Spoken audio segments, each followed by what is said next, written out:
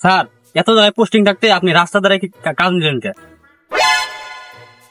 আরে গাদা, এই রাস্তার ধারে কাজের মতো তো কোনো জায়গায় কামাই নেই।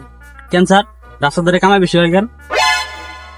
আরে গাদা, মনে কর যে রাস্তার কাজে দাঁড়ায় থাকলে যে কোনো 2-1টা মুরগি পাইলে মনে কর যে দিন গেলে 6-7 হাজার টাকা কামাই।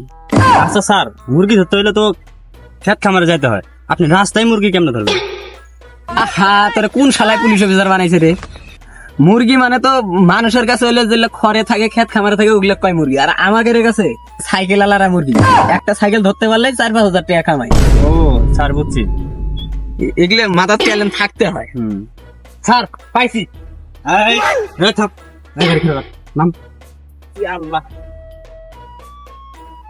স্যার মাথায় হেলমেট নাই, 4,000 মামলা দিয়ে দিলাম, তাতে আপনার 2 দিন যাবো, আমার 2 দিন যাবো। আরে পাগলা, সাইকেলের কখনো হেলমেট থাকে? এটা তো বাইসাইকেল, মোটর সাইকেল তো না।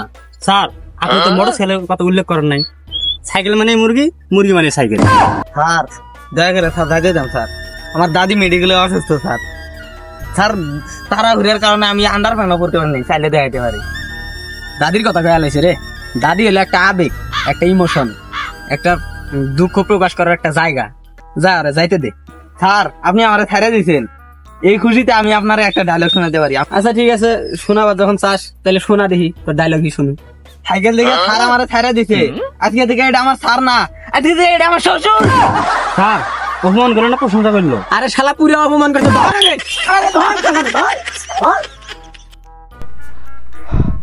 শালারা হাত ছাড়া হয়ে গেল রে।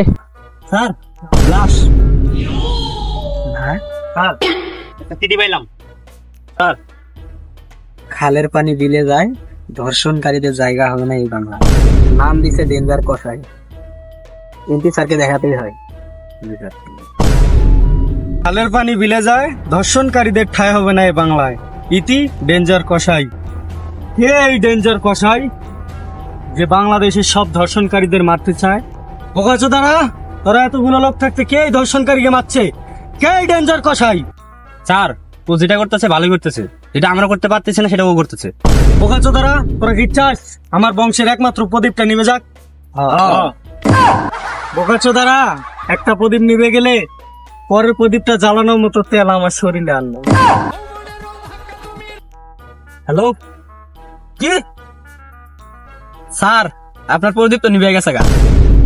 হায় রে, আমার একটা মাত্র বংশের প্রদীপ আছিল, সেটাও নিভে গেল। কত কষ্ট করে হারবাল খায় একটা মাত্র বংশের প্রদীপ জ্বালাইছিলাম, সেই প্রদীপও নিভাই দিল। এখন এই বংশের প্রদীপ কে জ্বালাবে? স্যার তাহলে আমরা সাহায্য করতে পারি।